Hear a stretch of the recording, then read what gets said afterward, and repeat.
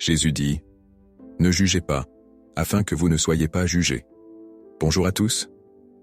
Aujourd'hui, j'aimerais vous parler d'une citation de Jésus. « Ne jugez pas, afin que vous ne soyez pas jugés ». Dans un monde hyper connecté, où les interactions se multiplient à la vitesse de la lumière, les jugements fusent souvent sans réflexion. Aujourd'hui, nous allons explorer une citation profonde de Jésus. « Ne jugez pas, afin que vous ne soyez pas jugés ». Cette phrase résonne particulièrement dans notre ère numérique, où les réseaux sociaux peuvent devenir des terrains de jugement plutôt que d'empathie. Présentation explicative philosophique. Ne jugez pas, afin que vous ne soyez pas jugés. Dans cette citation, Jésus nous invite à réfléchir sur la nature du jugement et ses conséquences.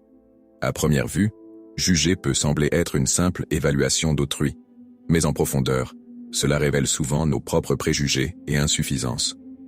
En effet, juger les autres peut créer un cycle de négativité et de division, où chacun se retrouve piégé dans une spirale de critique.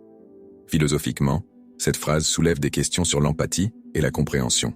Pourquoi est-il si facile de pointer du doigt les défauts des autres tout en restant aveugle à nos propres imperfections?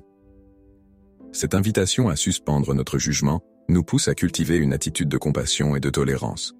Elle nous rappelle que chacun a son propre parcours, ses luttes et ses raisons d'agir. Dans le contexte des réseaux sociaux d'aujourd'hui, cette citation prend une dimension particulière. Les plateformes numériques exacerbent souvent les jugements et les critiques, où l'anonymat peut mener à une hostilité accrue. En appliquant le précepte de Jésus, nous pourrions contribuer à créer un espace plus bienveillant et respectueux, où la discussion prime sur la condamnation. Conclusion.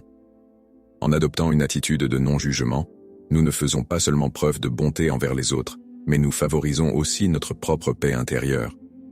Dans un monde où les jugements fusent, se rappeler de cette sagesse peut transformer nos interactions, tant en ligne qu'en dehors. Alors, maintenant que vous avez réfléchi à cette citation, que pouvez-vous faire pour pratiquer le non-jugement dans votre vie quotidienne? Soyez un acteur de changement dans votre communauté, en choisissant l'empathie plutôt que le jugement. Si tu as aimé la vidéo, partage, like et abonne-toi pour faire le voyage en pleine conscience.